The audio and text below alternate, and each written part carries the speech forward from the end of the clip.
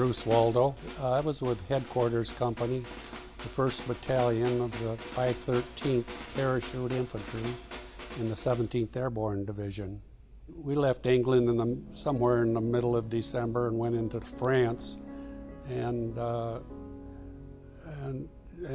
then moved up into Belgium for the Battle of the Bulge. And on January 4th,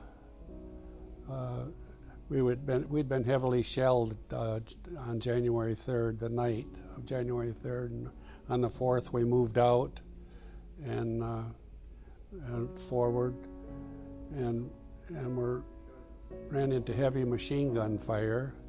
And the man on my 4 foot from me on my right was hit and fell down. And our platoon, or part of our platoon, being a machine gun platoon, was attached to B Company.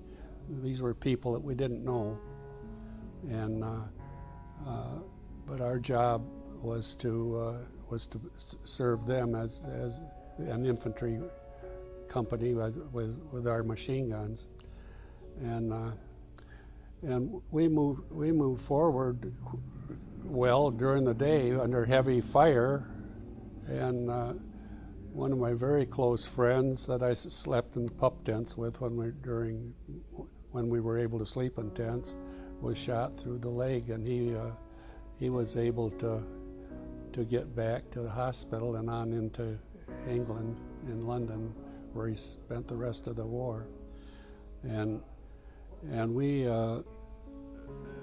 later in the day, we got stopped and by heavy fire, and I was in the foxhole with my sergeant, and I remember mentioning that there was looked like a German coat was laying outside the foxhole, and he said if you'd bring that, get up and pull that in, so we could sit on it and be warmer. And I reached up to get it, and I heard a bullet whistling past my head. And I did it again. I said, "Listen, Schiffler, when I do this, listen." And about the 4th time, a quang bullet hit my helmet. And I slid back into the hole and took it off slowly, and it hadn't penetrated, but it did leave a deep dent. So that was the end of trying to get the coat. But it wasn't much longer after that he said, "Jesus, Bruce, look." And from our rear, all of our B Company was surrounded by Germans and the tanks, and we were surrendering. We'd been captured, and so that was a bad day. And from that point on, it was quite miserable. It took us from January 4th to January 24th to reach the camp that we were going to, which was in Muhleberg, Stylog 4B. And that camp was full when we got there.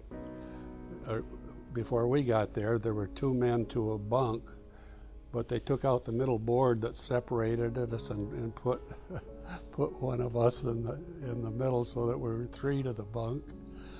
And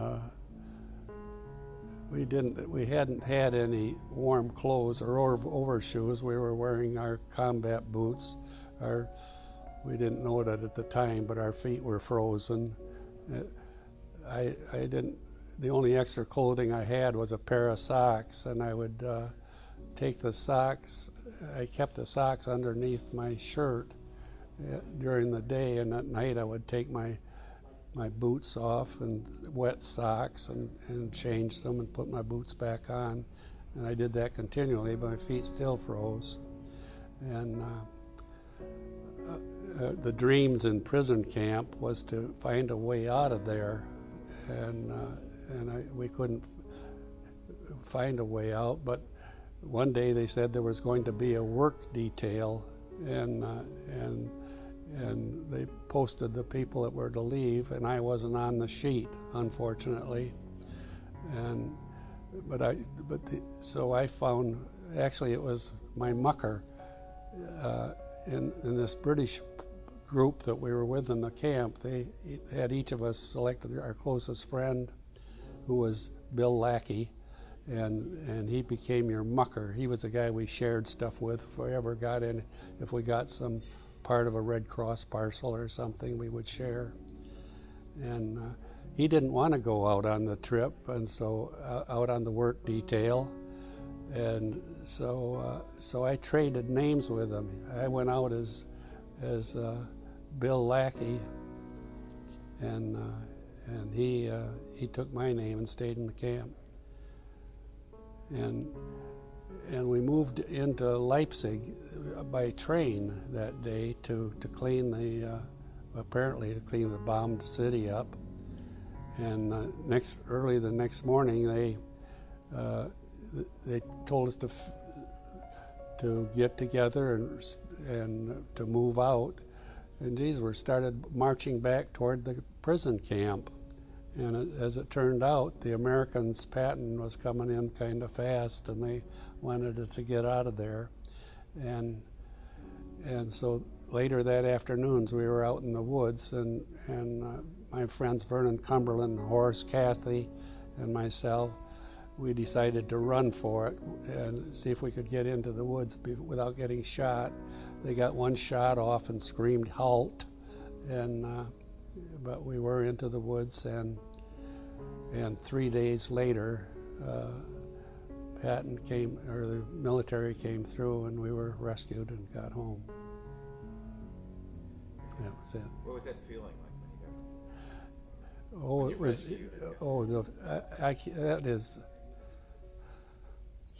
Freedom is such a wonderful thing, and we didn't have a nickel in our pockets or any food, but just being free out in the woods, and then to have to rejoin our troops, it was that wonderful feeling of freedom that we enjoyed most.